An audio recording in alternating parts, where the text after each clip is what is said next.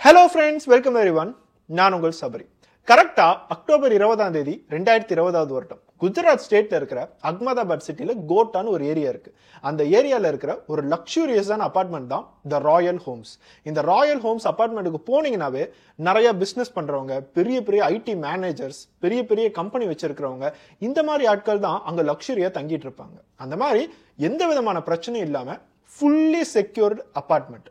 அந்த அபார்ட்மெண்ட்ல தான் அந்த அக்டோபர் 20ஆம் தேதி நைட்டு 8 மணி பக்கம் ஃபர்ஸ்ட் ஃப்ளோர்ல இருக்கிற ஒரு ஸ்பெசிஃபிக்கான ஃபிளாட்ல மட்டும் யாரோ ஒரு லேடி கத்தி கதறி அழுவுற சத்தம் கேட்குது. சுத்தி இருக்கிற எல்லாத்துக்குமே ஒரு பெரிய ஷாக். ஏன்னா இது வரைக்கும் அவங்களோட ஃபிளாட்ல இந்த மாதிரி சவுண்ட்லாம் வந்ததில்லை. ரொம்ப செக்யூர்டான அபார்ட்மெண்ட், எந்த திருட்டும் நடக்காது, யாரும் செக்யூரிட்டியை தாண்டி உள்ளார சைன் போடாம வரவே முடியாது. இதெல்லாம் தாண்டி பக்கத்துல கத்தி கதறி அழுகுறாங்க. குடும்பத்துல நடக்கிற சண்டை மாதிரி ஒன்றும் தெரியல. ஏன்னா இதுக்கு முன்னாடி இந்த மாதிரி சத்தம் அந்த வீட்டுக்குள்ள இருந்து வந்ததில்லை. அப்புறம் என்னதான் நடக்குது? சுத்தி இருக்கிற அபார்ட்மெண்ட் காரங்க எல்லாரும் போய் ரொம்ப நேரமா கதவை தட்டிக்கிட்டே இருக்காங்க. ஆனா கதவை திறக்க மட்டும் யாரும் இல்ல. கத்தி கதற சத்தம் மட்டும் கொஞ்ச நேரம் கேட்டுக்கிட்டே இருந்துச்சு. அதுக்கப்புறம் கேட்கறது நின்றுச்சு. உள்ளுக்குள்ளார ஏதோ பிரச்சனை நடக்குதுன்னு சொல்லிட்டு சுத்தி இருக்கிற மக்கள் எல்லாத்துக்குமே தெரியுது. போலீஸ்க்கு கால் பண்றதுக்கு முன்னாடி அங்க இருக்கிறவங்களா அந்த பிளாட் ஓனருக்கு கால் பண்றாங்க. பிளாட் ஓனரோட பேரு ராம்நிவாஸ். அவர் தான் இந்த பிளாட்ல ஃபேமிலியோட தங்கியிருக்காரு. அந்த ராம்நிவாஸ் அட்டன் பண்ணும்போது பக்கத்து ஏரியால இருக்கிற ஒரு ஹாஸ்பிட்டல்ல அவர் அட்மிட் ஆயிருந்தார். 2020 அப்படிங்கும் போது அது கோவிட் காலகட்டம். அவர் கோவிட் பாசிட்டிவ் அப்படிங்கறதுனால ஒரு வாரம் பக்கம் அப்படியே ஹாஸ்பிட்டல்ல அட்மிட் ஆயிட்டார். என்னோட பிளாட்ல இப்படிப்பட்ட சத்தமான்னு கேட்டு ஹாஸ்பிட்டல்ல அட்மிட் ஆயிருக்கிற ராம்நிவாஸ் ஷாக் ஆகுறாரு. கால் பண்ணவங்க எல்லாரும் நாங்க உடனே போலீஸ்க்கு கால் பண்ணிட்டா இல்ல நீங்க யாராச்சும் இந்த இடத்துக்கு வரீங்களா அப்படிங்கறத கேட்கறாங்க. ஏன்னா அவங்க எல்லாருமே ரொம்ப பயந்துட்டாங்க. ராம்நிவாஸ் உடனே போலீஸ்லாம் எது வேணாம், பெருசால எதுவும் நடந்திருக்காது, என்னோட பையனான தீபக்க உடனே அந்த இடத்துக்கு வர சொல்றேன்னு சொல்லி அந்த ராம்நிவாஸ் தன்னோட பையனான தீபக்கு கால் பண்றாரு. தீபக் சொந்தமா ஒரு கிரைனைட் கடையை வச்சிருக்காங்க. அப்பாவும் பையனும் சேர்த்து தான் அந்த கிரைனைட் கடையை நடத்திட்டு இருக்காங்க. எப்பயுமே காலையில போனாரு அப்படின்னா நைட்டு கொஞ்சம் டிலேவா தான் வருவார். ஏன்னா அந்த அளவுக்கு பிஸியா ஒர்க் இருந்துகிட்டே இருக்கும். அன்னைக்கு நைட்டு 7 மணிக்கு தன்னோட அப்பா கால் பண்றதை கேட்டு அவரு ரொம்ப பயந்துட்டார். நம்மளோட அப்பா ஹாஸ்பிட்டல்ல கோவிட்னு சொல்லிட்டு அட்மிட் ஆயிருக்காரு. அப்பாவோட போன்ல இருந்து கால் வருது. அப்பாவுக்கு ஏதோ ஆயிருக்குமான்னு சொல்லி பயத்துல அட்டன் பண்ணவரு தன்னோட அப்பா சொல்றதை நினைச்சு இன்னும் பயந்து போயிட்டாரு. நம்மளோட பிளாட்ல ஏதோ சத்தம் கேக்குதாண்டா, ஏதோ லேடி கத்தி கதறி அழுகுற சத்தம் கேக்குதுங்கிறாங்க. உன்னோட ஒய்ஃப் உன்னோட அம்மா மட்டும் தான்டா வீட்டுல இருக்காங்க, சீக்கிரமா போய் பாரு என்ன ஆச்சுன்னு சொல்லிட்டு அவர் ஹாஸ்பிட்டல்ல இருந்து சொல்றாரு. தீபக் இது கேட்டோன்னு ஷாக் ஆகி அந்த வீட்டுல இருக்கிற தன்னோட ஒய்ஃபான நிக்கிதாவுக்கு கால் பண்றாரு. இந்த நிக்கிதாவுக்கும் தீபக்கும் ஜனவரி மாசம் தான் கல்யாணம் நடந்துச்சு. கல்யாணமாகி வெறும் 10 மாசம். நிக்கிதா ராஜஸ்தான்ல பிறந்தவங்க. இவங்களோட சொந்தங்கள் மூலியமாவும் கேஸ்ட் மூலியமாவும் ராஜஸ்தான்ல இருக்கிற பொண்ணை கல்யாணம் பண்ணி தான் குஜராத்லயே வந்து வச்சிருக்காங்க. நிக்கிதாவை கால் பண்ணா ரொம்ப நேரமா அவங்க போன் எடுக்கவே இல்லை. தன்னோட ஒய்ஃப்க்கு என்னாச்சுன்னு தெரியல. தன்னோட அம்மாவான ரேகா அகர்வால், ரேகாவுக்கு கால் பண்ணா அவங்களுக்கு என்னாச்சுன்னு தெரியல. ரெண்டு பேருமே போன் அட்டன் பண்ணவே மாட்டேங்கிறாங்க. அந்த கிரைனைட் கடையில இருந்து இந்த ராயல் ஹோம்ஸ் அப்படிங்கிற அபார்ட்மெண்ட்டுக்கு வரதுக்கு 1/2 மணி நேரம் பக்கம் ஆகும். இந்த 1/2 மணி நேரத்திலையும் அவர் நிறைய டைம் கால் பண்ணிக்கிட்டே இருக்காரு. தன்னோட ஒய்ஃபும் போன் எடுக்கல, தன்னோட அம்மாவும் போன் எடுக்கல. இருந்தாலும் அவர் விடாம ட்ரை பண்றதுனால கடைசியா அவங்களோட அம்மாவோட போன்ல இருந்து ஒய்ஃப் கால் அட்டன் பண்ணாங்க. கால் அட்டன் பண்ணிட்டோன்னு அவருக்கு சரியான கோவம். நிக்கிதா, ஏன் இது வரைக்கும் நீ போன் எடுக்கவே இல்லை? நான் எவ்வளவு நேரம் கால் பண்றேன், அபார்ட்மெண்ட் காரங்க எல்லாருமே என்னோட அப்பாவுக்கு கால் பண்ணி இந்த மாதிரி ஒரு லேடி கத்தி கதறி அழுகுற சத்தம் கேக்குதுங்கிறாங்க, நீங்க 2 பேரும் பாதுகாப்பா தான் இருக்கீங்களா, வீட்டுக்குள்ளார யாரோ பூந்துட்டாங்களா, இந்த மாதிரி ஏகப்பட்ட கேள்வி கேட்கிறாரு. ஆனா நிக்கிதா ஒரே ஒரு பதில் தான் சொல்றாங்க. இங்க என்ன நடக்குதுன்னு சொல்லி எனக்கு ஒண்ணுமே புரியலங்க. நம்மளோட பெட்ரூம்ல தான் நான் அடைஞ்சு கிடக்கிறேன். வெளியில இருந்து யாரோ கதவை தாப்பால் போட்டாங்க. என்ன நடக்குதுன்னே தெரியல. மாமியார் கத்தி கதறி அழுகுற சத்தம் தாங்க எனக்கும் கேக்குது. சீக்கிரம் வாங்கன்னு சொல்லிட்டு போனை வச்சிடறாங்க. அவர் இதை கேட்டோன்னு ஒரு பெரிய ஷாக். யார் அது பெட்ரூம்க்கு வெளியே இவ்வளவு தாப்பால் போட்டு பூட்டியிருப்பாங்க? அது மட்டும் இல்லாம என்னோட அம்மாவுக்கு என்ன ஆச்சுன்னு சொல்லிட்டு ரொம்ப வேகமா வீட்டுக்கு வராரு. வீட்டுக்கு வரும்போது திருப்பி திருப்பி நிக்கிதாவுக்கு கால் பண்ண ட்ரை பண்றாரு. ஆனா நிக்கிதா அதுக்கப்புறம் அட்டன் பண்ணவே மாட்டேங்கிறாங்க. கடைசியா அவர் வீட்டுக்கு வந்ததுக்கு அப்புறம் அவரும் ரொம்ப கதவை தட்டிக்கிட்டே இருக்காரு. உள்ளுக்குள்ள இருக்க தன்னோட மனைவியை ரெஸ்பாண்ட் பண்ண மாட்டேங்கிறாங்க, தன்னோட அம்மாவும் ரெஸ்பாண்ட் பண்றது இல்ல. அதுக்கப்புறம் நிக்கிதாவுக்கு கால் பண்ணும்போது, இன்னமும் நான் ரூம்குள்ளார அடைஞ்சுதாங்க கிடக்கிறேன், வெளியே வந்து யாராச்சும் திறந்து விட்டாதான் நான் பெட்ரூம் விட்டே வெளியே வர முடியும் அப்படிங்கறத சொல்றாங்க. சோ வெளியில இருக்கிற எல்லா மக்களுக்காகட்டும் தீபக் ஆகட்டும் உள்ளுக்குள்ளார ஏதோ நடந்திருக்கு. நிக்கிதா உயிரோட தான் இருக்காங்க, பெட்ரூம்குள்ளார இருக்காங்க. ஆனா தீபக்கோட அம்மாவான ரேகா அகர்வாலுக்கு என்ன நடந்துச்சுன்னே தெரியல. தீபக் பக்கத்து வீட்ல எல்லாம் போய் ஜன்னலை திறந்து ஏதாச்சும் தெரியுதான்னு சொல்லி பாத்துட்டு இருக்காரு. ஆனா உள்ளுக்குள்ளார எதுவுமே நடந்த மாதிரியே தெரியல. பக்கத்து அபார்ட்மெண்ட்ல இருந்து இவங்களோட அபார்ட்மெண்ட்டுக்கு பெட்ரூமோட ஜன்னல், கிச்சனோட ஜன்னல் வழியா பார்க்க முடியும். அதை எதை பார்த்தாலும் இவரால் கண்டுபிடிக்கவே முடியல. கடைசியா பக்கத்து வீட்டுல இருக்கிற ஒரு ஏணியை வச்சு இவங்க ஃபர்ஸ்ட் ஃப்ளோர்ல தான் தங்கியிருக்காங்கிறதுனால அந்த ஏணி மேல ஏறி கிச்சன் டோரை ஓபன் பண்ணி உள்ளார போறாரு.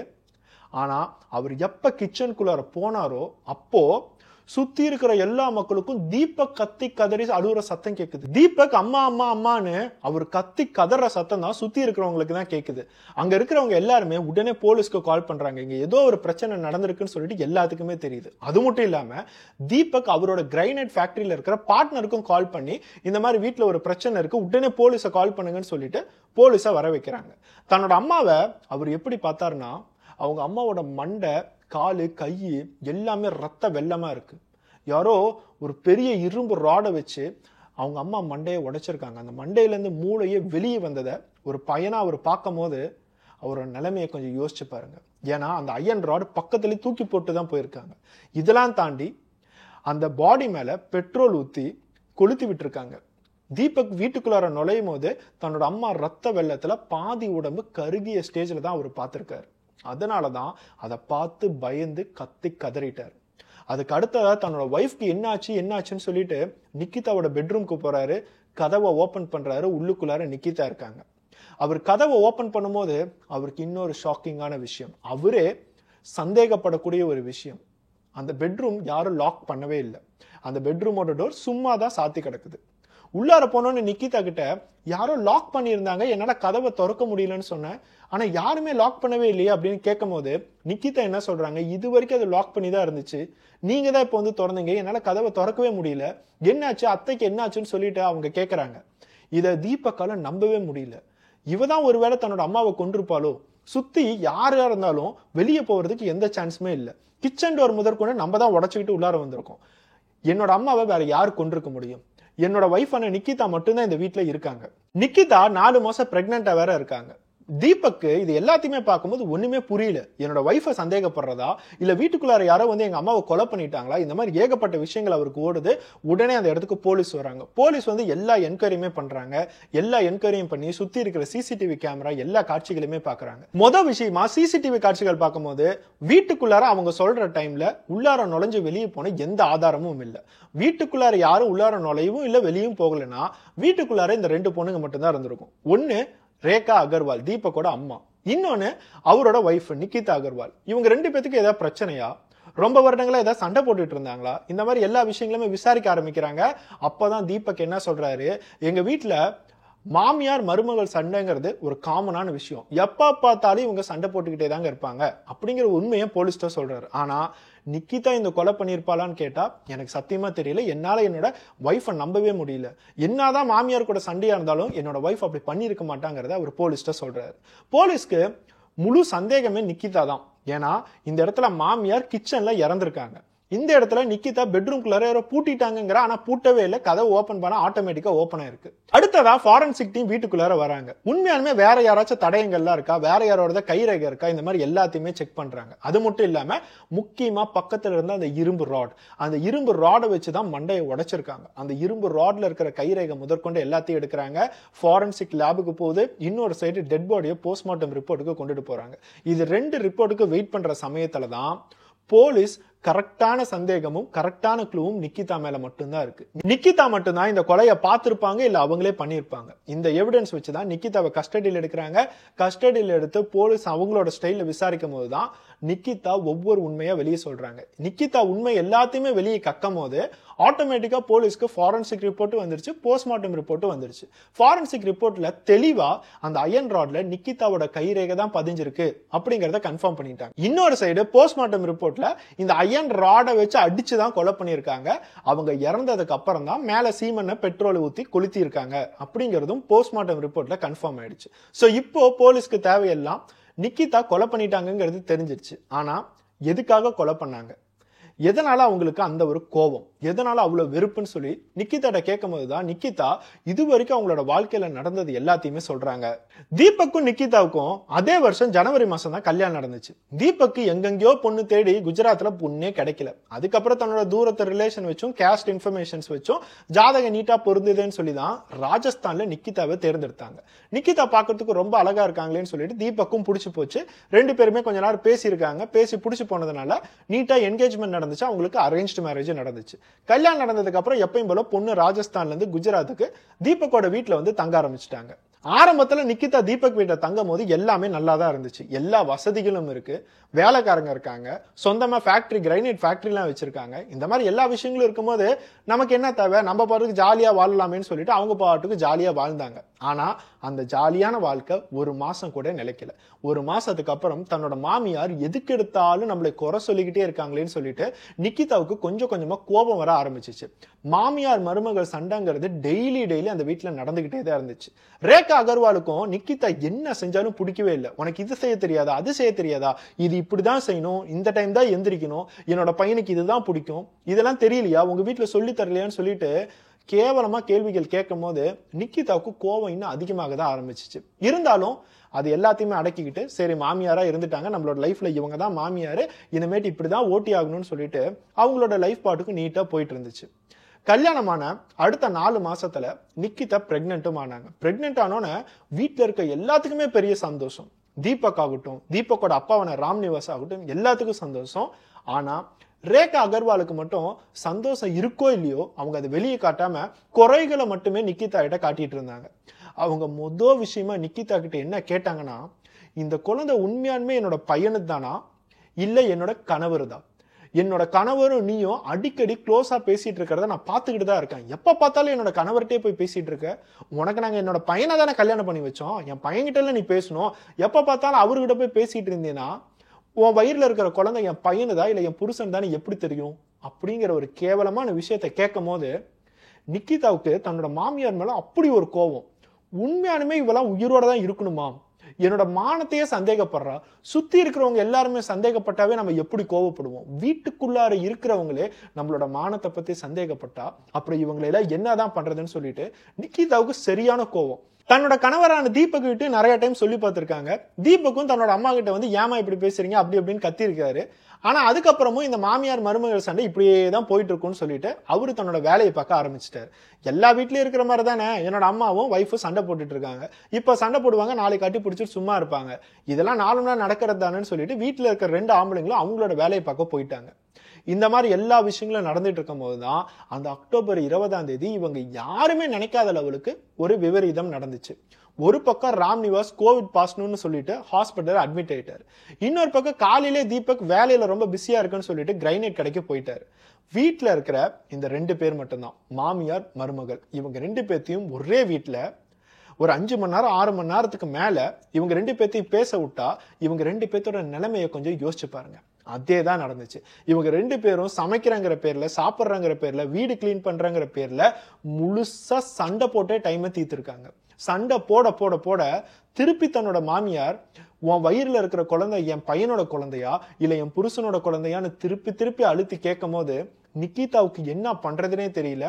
கிச்சன்ல இருந்து ஒரு இரும்பு ராட் எடுத்து ஓங்கி பல டைம் அந்த மாமியாரை அடிச்சிருக்காங்க. கை கால்லாம் உடையிற லெவலுக்கு அடிச்சிருக்காங்க. அதெல்லாம் தாண்டி அந்த தலையில அடிக்கும் போதுதான் தலை செதறி உள்ளுக்குள்ள இருக்க மூளையே வெளியே வந்திருக்கு. அந்த லெவலுக்கு நிக்கிதா அவங்க கோவத்தை காட்டியிருக்காங்க. கை கால் எல்லாத்தையுமே அடிக்கும் போதுதான் ரேகா ஒரு பக்கம் கத்தி கதறி அழுகுறாங்க. அந்த சத்தம் தான் சுத்தி இருக்கிற எல்லா மக்களுக்கும் கேட்டிருக்கு. தன்னோட மாமியார் இறந்துட்டாங்கன்னு தெரிஞ்சதுக்கு அப்புறம் ஒரு 5 நிமிஷம் பக்கம் நிதானமா இருந்திருக்காங்க. வீட்டுக்கு வெளியே எல்லாருமே வந்து கதவை தட்டுறாங்கன்னு சொல்லிட்டு நிக்கிதாவுக்கு நல்லா தெரியுது. 5 நிமிஷத்துக்கு அப்புறம் தான் அவங்க திருப்பி ஒரு சுயநலத்துக்கே வந்திருக்காங்க. ஐயோ நம்ம கொலை பண்ணிட்டோம், மாமியாரை கொலை பண்ணிட்டோம், இனிமேட் நம்மளோட லைஃப் என்ன ஆகுறது, கோவப்பட்டுட்டோமேன்னு சொல்லிட்டு அப்பதான் அவங்க வருத்தப்பட ஆரம்பிச்சிருக்காங்க. எப்படியாச்சும் பாடியை டிஸ்போஸ் பண்ணணும், வேற யாரோ வந்து இதெல்லாம் செஞ்ச மாதிரி ஆக்டிங் கொடுக்கணும். அதனால பக்கத்துல இருந்த ஒரு பெட்ரோல் கேன் எடுத்து பெட்ரோல் ஊத்தி கொளுத்திட்டாங்க. கொளுத்தினதுக்கு அப்புறம் உடனே அவங்க பாட்டுக்கு தன்னோட ரூம்குள்ளார போய் நீட்டா உக்காந்துக்கிட்டாங்க. தன்னோட ஹஸ்பண்ட் கால் பண்ணும்போது கூட நான் பெட்ரூம்குள்ளார தான் இருக்கேன், யாரோ வெளியே லாக் பண்ணிட்டாங்கன்னு சொல்லிட்டு பெட்ரூம்குள்ளாரையே இருந்திருக்காங்க. ஆனா அவங்களுக்கு நல்லாவே தெரியும் அந்த ரூமை யாரும் லாக் பண்ணலன்னு. தன்னோட ஹஸ்பண்ட் வந்தா எப்படியாச்சும் சமாளிக்கணும், யாரு என்ன கேட்டாலும் எப்படியாச்சும் சமாளிக்கணும்னு சொல்லிட்டு அப்படியே உக்காந்துக்கிட்டே இருந்திருக்காங்க. ஆனா பாக்குறவங்க எல்லாத்துக்கும் இவங்க தான் மாமியாரை கொலை பண்ணியிருக்காங்கன்னு சொல்லிட்டு ஈஸியாவே தெரிஞ்சிருச்சு. ஏன்னா ஒரு அபார்ட்மெண்ட் ஒரு பிளாட் அப்படிங்கும் போது அதுக்கு இருக்கிறது ஒரே ஒரு கதவு தான், மற்றது எல்லாமே ஜன்னல் தான். யாராச்சும் உள்ளார இப்படி வந்தாங்க அப்படின்னாலும் சிசிடிவி கேமரா தாண்டி தான் வரணும், வெளியே போனாலும் அதே சிசிடிவி கேமரா தாண்டி தான் போகணும். உள்ளுக்குள்ளார இருந்தது மருமகள் மட்டும்தான். அதனால அவங்களை தவிர்த்து யார் கொலை பண்ணியிருக்க போறாங்கன்னு சொல்லி சுத்தி இருக்கிறவங்களுக்கு ஈஸியா தெரிஞ்சிருச்சு, போலீஸ்க்கு ஈஸியா தெரிஞ்சிருச்சு. ஆனா என்ன காரணத்தினால கொலை பண்ணாங்கிறது கஸ்டடியில எடுத்து போலீஸ் அவங்களோட ஸ்டைல விசாரிக்கும் போது தான் எல்லாமே தெரிஞ்சிச்சு. இந்த எல்லா விஷயங்களும் பேசும்போது கூட நிக்கிதா கடைசியா கொடுத்த ஸ்டேட்மெண்ட் என்னன்னா, என்னோட வாழ்க்கையில நான் ஒரு பெரிய தப்பு பண்ணிட்டேன். என்னோட மாமியார் என்கிட்ட இந்த மாதிரி பேசிட்டு இருக்கும் போதோ, இந்த மாதிரி கோவப்பட்டு இருக்கும் போதோ அவங்களை எதிர்த்து நானும் கோவப்பட்டிருக்க கூடாது. நான் பாட்டுக்கும் கொஞ்சம் அமைதியா வீட்டை விட்டு வெளியே போயிருக்கணும். அவங்க எப்பெல்லாம் கோவப்படுறாங்களோ நான் வீட்டை விட்டு வெளியே போய் என்னோட வேலையை பார்த்துட்டு இருந்தேன்னா நான் கொஞ்சம் பீஸ்ஃபுல்லா இருந்திருப்பேன். என்னோட மனசு கொஞ்சம் அமைதியா இருந்திருக்கும். ஆனா நானும் அவங்களுக்கு எதிராக சண்டை போடணும்னு சொல்லியே அவங்களோட கோவத்தை எல்லாத்தையுமே வாங்கி நானும் கோவப்பட்டு அவங்களை கொன்னுட்டேன். இது நான் செஞ்ச ஒரு பெரிய தப்பு. கண்டிப்பா நான் ஜெயிலுக்கு போய் தான் ஆகணும்னு சொல்லிட்டு ஒரு 4 மாசம் கர்ப்பிணி இப்ப ஜெயில உட்காந்துட்டு இருக்காங்க. இந்த எல்லா ஸ்டேட்மெண்ட்டும் நிக்கிதா இருந்து கேட்கும் போது அங்க போலீஸ் ஸ்டேஷன்ல இருக்கிற நபர்கள் ஆகட்டும், அந்த அபார்ட்மெண்ட் பிளாட்ல இருக்கிற நெய்பர்ஸ் ஆகட்டும், எல்லாத்துக்குமே ஒரு பெரிய ஷாக். மாமியார் மருமகள் சண்டைன்னு சொல்லிட்டு நிறைய இடத்துல கேள்விப்பட்டிருக்கோம், நாடகத்தை பார்த்திருக்கோம். ஆனா இந்த இடத்துல என்னன்னா கொடூரமா கொலை பண்ற லெவலுக்கு எல்லாம் சண்டை நடக்குது. அப்படி என்ன இந்த வீட்டுக்குள்ளார நடந்திருக்கும்? தலை போற விஷயமா இவங்க பேசிட்டு இருக்க போறாங்க. கோடிக்கணக்கில் லாஸ் ஆயிடுச்சா, இல்ல கோடிக்கணக்கில் ஒருத்தவங்க இன்னொருத்தவங்க ஏமாத்திட்டாங்களா? இவங்களோட சண்டை தான் என்னன்னு பார்த்தா வீட்டுக்குள்ளார இதை ஒழுங்கா செய்ய, அதை ஒழுங்கா செய்ய, இதையா ஒழுங்கா பண்ண மாட்டேங்கிற, அதையா ஒழுங்கா பண்ண மாட்டேங்கிறேன்னு சொல்லி மாமியார் அவங்களோட ஆதிக்கத்தை காட்டுவாங்க. நீ யாரு எனக்கு எல்லாத்தையும் பண்றதுக்கு? நான் எங்க அம்மா வீட்டுல நல்லா தான் இருந்தேன், இங்க வந்ததான் நீ என்னை கஷ்டப்படுத்திட்டு இருக்கேன்னு சொல்லிட்டு மருமகள் அவங்களோட பேச்சை தருவாங்க. இந்த பேச்சு கொஞ்சம் கொஞ்சமா அதிகமாக ஒவ்வொருத்தவங்களுக்குள்ளாரையும் ஈகோ கிரியேட் ஆகி கடைசியா ஒரு கொலை லெவலுக்கு வருதுங்கிறத இந்த மாதிரி சம்பவத்தை வச்சு இந்த வீடியோ பார்த்துட்டு இருக்க மாமியார் ஆகட்டும் மருமகளாகட்டும் தயவு செய்து தெரிஞ்சுக்கோங்க. இதுல உண்மையானுமே ரொம்ப பாதிக்கப்படுறது அந்த நடுவுல கணவர்ன்னு இருக்க தீபக் மட்டும்தான். இப்ப தீபக்கு என்னை இதுவரைக்கும் எடுத்து வளர்த்தன என்னோட அம்மா என் மேல மட்டும்தான் பாசம் வச்சிருக்காங்கன்னு சொல்லி அந்த அம்மாவை பத்தி கவலைப்படுவாரா, இல்ல என்னைய நம்பி என்னோட வீட்டுக்கு என்னோட மனைவி வந்திருக்கா, இப்ப 4 மாசம் பிரெக்னெண்டா இருக்கா, இருக்க என்னோட மனைவி ஜெயில கஷ்டப்பட்டு இருக்காளேன்னு சொல்லிட்டு தன்னோட மனைவி நினைச்சு வருத்தப்படுவாரா? கொஞ்சம் அந்த மனிதரை பத்தி யோசிச்சீங்கன்னாவே மாமியார் ஆகட்டும் மருமகளாகட்டும் விட்டு கொடுத்து வாழ்றதுக்கு தோண ஆரம்பிக்கும். இந்த வீடியோ பார்த்துட்டு இருக்கவங்க எல்லாருக்கும் 2024 வருடத்துல இருக்கும் இப்பவும் இந்த மாமியார் மருமகள் சண்டையெல்லாம் நடந்துகிட்டு தான் இருக்கா, இப்பவும் இந்த மாதிரி கொலைகள்லாம் நடக்குதா அப்படின்னா இந்த மாதிரி நியூஸஸ் பார்க்கும் போதுதான் இன்னமும் இவங்களாம் முன்னேறவே இல்லையா, இன்னமும் பழைய நிலைமையில தான் இருக்காங்களா அப்படிங்கறதே புரிய வருது. தயவு செய்து உங்க வீட்டுல வரக்கூடிய மருமகளை கொஞ்சமாவது மதிங்க.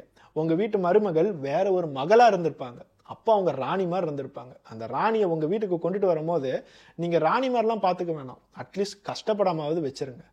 அதே மாதிரி ஒவ்வொரு மருமகளும் தன்னோட மாமியார் வீட்டுக்கு போகும்போது அந்த மாமியார் இப்படிதான் இருக்கணும் அப்படிதான் இருக்கணும் அப்படின்னு சொல்லி உங்க மனசுல அப்படியே ஒரு வீடு கட்டி வச்சுட்டு பிளானோட போவாதீங்க. எப்பயுமே யாரையுமே இப்படிதான் இருக்கணும்னு சொல்லிட்டு நினைக்கவே முடியாது. அவங்க எப்போ எப்படி இருக்காங்கன்னு சொல்லிட்டு யாருக்குமே தெரியாது. ஆனா காலங்களா ஒவ்வொரு மாமியாரும் மாறிக்கிட்டே தான் வராங்க. நீங்க உங்க மாமியார்கிட்ட நிறைய விஷயங்கள் அனுபவிக்கும் போது இதெல்லாம் என்னோட மருமகளுக்கு நான் தந்துடக்கூடாதுன்னு சொல்லிட்டு நீங்க ஒரு மாமியாரா இருக்கும்போது மாறுவீங்க பாத்தீங்களா? அதேதான் உங்களோட மாமியார் உங்களை கஷ்டப்படுத்துறாங்கன்னு நினைக்கிறீங்கல்ல, அவங்களோட மாமியார் இதையும் தாண்டி அவங்களுக்கு நிறைய கஷ்டத்தை தந்திருப்பாங்க. காலங்கள் போக போக கொஞ்சம் கொஞ்சமா ஃபில்டர் பண்ணி இந்த எல்லா விஷயங்களும் கொஞ்சம் கொஞ்சமா குறைஞ்சிக்கிட்டு வருது. கண்டிப்பா ஃபியூச்சர்ல மாமியார் மருமகள் சண்டை அப்படிங்கிற விஷயத்த இந்த உலகம் மறந்துரும்னு சொல்லிட்டு நான் நினைக்கிறேன். நிறைய இன்னமும் சீரியல்ஸ் எல்லாத்தையுமே போட்டு மாமியார்னா இப்படிதான் இருப்பாங்க, மருமகள் தான் இப்படிதான் இருப்பாங்கன்னு சொல்லிட்டு காட்டுறத ஃபர்ஸ்ட் டிவியில நிறுத்தினா மட்டும்தான் வீடு ஒழுங்கா இருக்கும். நெக்ஸ்ட் ஒரு வீடியோட பார்ப்போம். பை.